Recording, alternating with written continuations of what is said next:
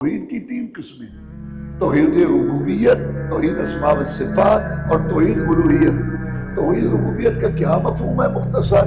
کہ اللہ ہے، اللہ نے زمین آسمان بنائی، کائنات کو بنایا، اور رات دن لاتا لے جاتا ہے، چاند سورج چلاتا لاتا ہے، وہ ہے رب۔ اور توحید اسماء و صفات کا مطلب کیا ہے؟ کہ وہ رب، اس کا تعارف کیا ہے؟ اچھے اچھے نام ہے، اچھی اچھی صفات ہے، سنتا ہے، دیکھتا ہے، راضی ہوتا ہے، برات ہوتا ہے، کلام کرتا ہے اور عرش پر ہے۔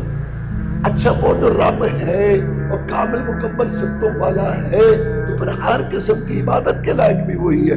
تو یہاں توحید ربوبیت کو دلیل بنائے، کیونکہ مکے والے اور ساری مشرک اقوام توحید ربوبیت کو مانتی تھی۔ تو چونکہ توحید ربوبیت کے وہ قائل تھے، تو اللہ نے کہا جب یہ مانتے ہو تو پھر عبادت بھی اسی کی کرو۔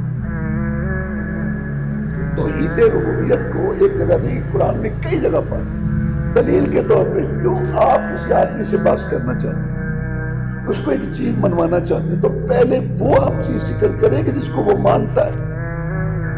مثلا آپ کسی کو یہ پلک کے متعلق بتانا چاہتے ہیں کہ بلب ہے، اچھا اس کو آپ کہیں گے کہ روشنی ہو رہی ہے، ہاں ہو رہی ہے، یہ نظر آ رہا ہے، وہ مان رہا ہے نا اس کو، تو یہ روشنی اس سے آ رہی ہے۔ یہ ایک طریقہ ہے کہ کسی مخالف کو قائل کرنے منوانے کا، کہ پہلے وہ بات ذکر کرو جس کو وہ مانتا ہے۔ چونکہ توحید ربوبیت کے وہ قائل تھے، اس لیے اللہ نے توحید ربوبیت کو دلیل بنایا اپنی عبادت کے لیے۔ اور یہ بات قرآن مجید میں کئی جگہ پر ہے، حدیث میں بھی ہے کہ عبادت کے لائق صرف ایک اللہ ہے۔